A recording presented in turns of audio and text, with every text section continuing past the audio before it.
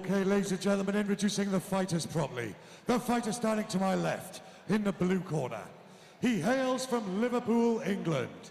He's 37 years old, stands 6 feet 7 inches tall, and weighed in at 84 kilos.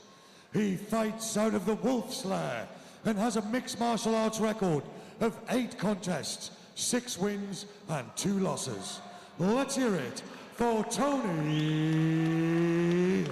Moran.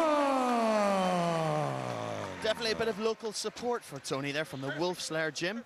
And his opponent, the fighter standing to my right in the red corner. He hails from Dublin, Ireland.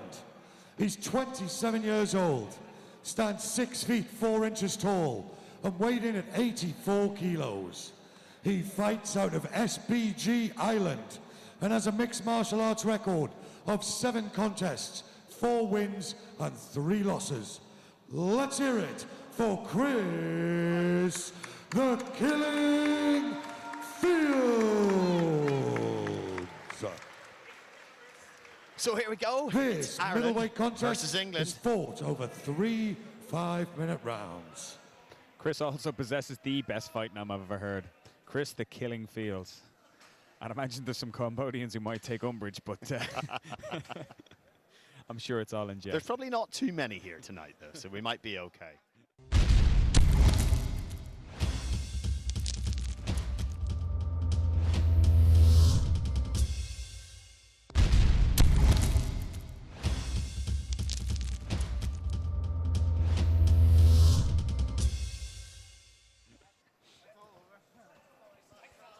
But here we go. Clash of 2 very tall men. Let's see what's going to happen. Great stare down by both fighters during the introductions. Really intense. Tony comes in. Double leg and timber. Chris down goes Tony. Yeah. Good switch. Good switch by Tony. Chris unable to complete the takedown. Perfects the wrestling switch really well. Chris just pressing him up against the cage, trying to go a little bit lower, which of course isn't difficult. Tony so high, some inside knees. You can hear the corner right beside us, Barry, giving the advice. Yeah, trying to keep Chris working tight in that clinch, making sure that he doesn't go passive. Chris still looking for that takedown. Really good defense by Tony Moran the last time. But now Chris working some foot stomps and some short knees. And a good uppercut. Little uppercut there. Moran trying to do some work himself. Big knee by Tony Moran. And that's another thing, of course, to watch. Knees can come right up to your head when you're this height. Yeah, you know, giant long legs.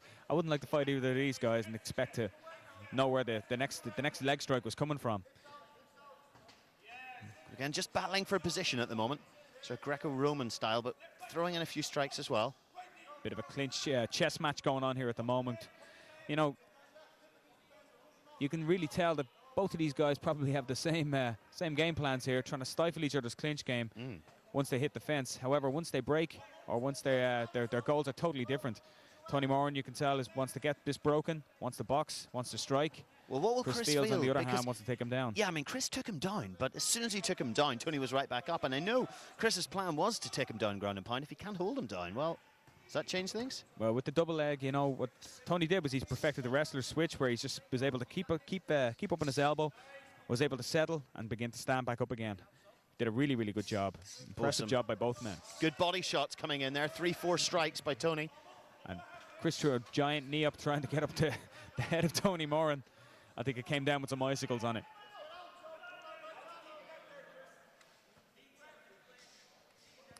Again, Chris Fields looking for the doubles, trying to pummel back in here now. You can hear his corner. Softening up the body, some body shots, which be more like what you see Ricky Hatton throwing, of course, is in our crowd tonight. Yeah, you know, doing a lot of damage. Both fighters trying to stay active in this clinch position. Tony Moran trying to push the head down here, but Chris is probably going to try and come around the back here. Looks for the single now. Drops down again. Good defense by Tony, but he hasn't got rid of the hands off Chris's leg yet. Chris look for the high crotch. Tries to turn him here now, trying to keep his hands linked. And Tony breaks that grip and is able to work away. Throws a good shot over the top to the ear, and a good knee by Chris Fields now. Lots of blows exchanged here in the clinch. Hard to say who's getting the advantage at the moment, Barry. It's both fighters working hard. Yeah, for me, Chris Fields has been just that little bit more active. He had his double leg attempt. I know it was stuffed very well, but he's tried for that single. It's a very hard one for the judges to call because these clinch battles, you know, both guys are doing really well, doing a little damage, throwing a little shots. We saw a good knee there again by Tony Moran. But for me, I think Chris Fields right now is trying to get more takedowns. He's being a little more active. He's been a little more aggressive. And I'd have to call the round so far for him. And these blows aren't devastating, but they will soften the legs up, won't they? Yeah, they soften the legs up, and over the course of 3 rounds, of course, it's a little different, you know. And again, Chris turns him onto the cage. And we're back turned around again. And Tony's bandages come off. Haven't seen a bandage too often. Chris now maybe looking for the throw, looking for a leg trip. You just get the impression that one of these guys needs to win this round decisively, needs to get, if somebody gets a takedown or land some cool, clean shots, then we're going to see some decent... Tony working now. Very hard as the first round is drawing to a close. Chris here into the tie clinch. His corner calling for elbows. And like I say, looking for that decisive takedown. And does he get it? Yes, he gets it. And that, for me, is round 1 to Chris Fields, believe it or not, unless Tony Moran can do something in the last couple of seconds. And yet he was down and straight back up. It wasn't exactly a decisive takedown, but I suppose in a round where it's so close, yeah, that's what makes judges' minds up. Yeah. That's what makes judges' minds up, you know. And one of the things that you always tell a fighter, especially in the last 10 seconds of a round, as soon as the clapper goes, you go active, so you go nuts. You've got 10 seconds to go, you go crazy. And there's the clapper now. Let's see if one of them responds. Oh. And they're breaking. Yeah. Was there a low blow? Yeah, Chris acknowledges that he he connected with the low blow. I didn't quite catch it myself, but I think it was Chris who there was actually, yes. I don't think Peter noticed it, and we certainly didn't. I think Tony Moran sort of crumpled a little bit, and Chris acknowledged the low blow, informed the referee, and very sportsmanlike gave Tony an opportunity to recover. And Tony himself, what exactly is his corner be telling him? Will they be wanting him to separate and try and throw more strikes? Definitely. I think they're going to tell him to stay way out of range here, use his reach advantage, slight don't maybe, and land some clean shots. That's what he attempts to do, and again, good takedown defense. Straight in.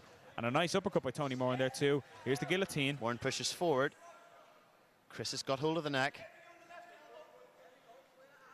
And Tony breaks again. So we saw same pattern as round 1, the early exchanges in round 1. Tony throwing those big, long punches. Takedown attempt by Chris. Excellent defense by Tony. And now we're back to where we were in round 1. Tony scoring points, if you like, with the punches, but as we said, really not doing a great deal of damage. Again, Chris dropping down. Tony stuffs that immediately. He gets the double unders and able to do it. You know, it's so hard to call these battles here. I mean, they're both exchanging position all the time, constantly exchanging position, moving around, both landing their own little shots, neither with too decisive. One or two little uppercuts now starting to land from Moran. Yeah, nice shots there by Tony Moran, getting them inside Chris's guard. And again now being told to pummel by his corner. Takes the overhook on the far side. Gets his head around on that side as well. He really wants to dominate with your head in these positions too. And again turned onto the back onto the fence by Chris Fields. So difficult to call. You know, who's winning, who's losing in these positions, but that's the judge's job, and I think we've got the luxury of being able to just talk about it. I'll quite happily let the judges decide. A few more blows definitely, though, coming from Moran in this round. Landing a few, and Fields looks a little unsure how to get out of this position. Body shots here by Tony Moran. You can see the boxing background. And Chris Fields will be looking for good performance because he's got a middleweight title fight coming up at Cage Contender 7 back in Belfast in November. Yeah, you know, at this moment in time, it's Tony Moran who's really taken the initiative. He's landed a couple of good foot stomps, some good body shots.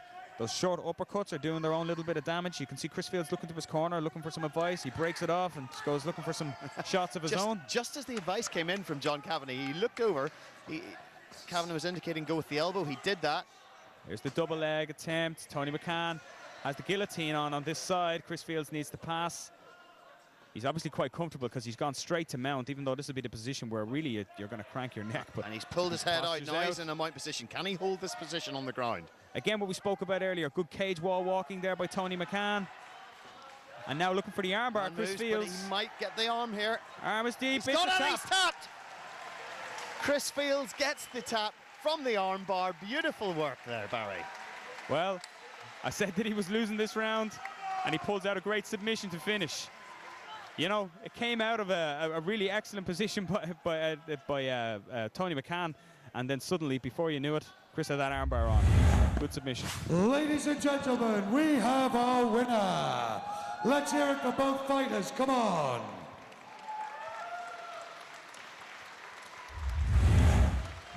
Okay, ladies and gentlemen, after 2 minutes and 40 seconds of round 2, your winner due to tap out by armbar from the red corner, Chris the Killing Fields.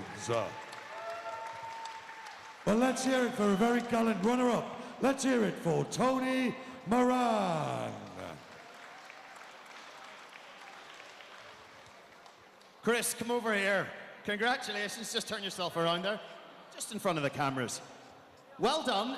You had about 8 minutes or so of being pressed up against the cage. It was hard work. Finally, you separated, and then you got straight into the mount and were able to beat him. Was that what you were looking for, taking him down? It was, yeah. I know he has a big boxing caliber behind him, so I didn't want to stand there and get hit, so I wanted to tie him up, try and take him down. That was the plan. You took him down right at the start of round 1, but he popped back up. Were you worried that you weren't going to be able to hold him down? I knew he'd be like that for the first round. But as you can see, you get pretty tired in the second, so... Yeah, that was amazing. You're a little tired yourself. And then you were on top in the mount. You were going to go for some strikes. You saw the arm, just took the armbar? Well, I didn't see the arm. Mr. Kavanagh pointed it out to me, so... You know, when you have him in your corner, you don't really have to do much, just listen and go ahead, like, you know? We did notice that. You looked over at one point to break the clinch. He said something to do with an elbow, and immediately you were out of the clinch. It's like Rock'em Sock'em Robots. He just presses, I do what he says. That's how it works. And what's he going to tell you to do next? What's next for Chris Fields? Tonight, getting drunk, and after that, I don't know. No, I'm fighting for the cage contender title in Belfast in November 13th, so looking forward to that.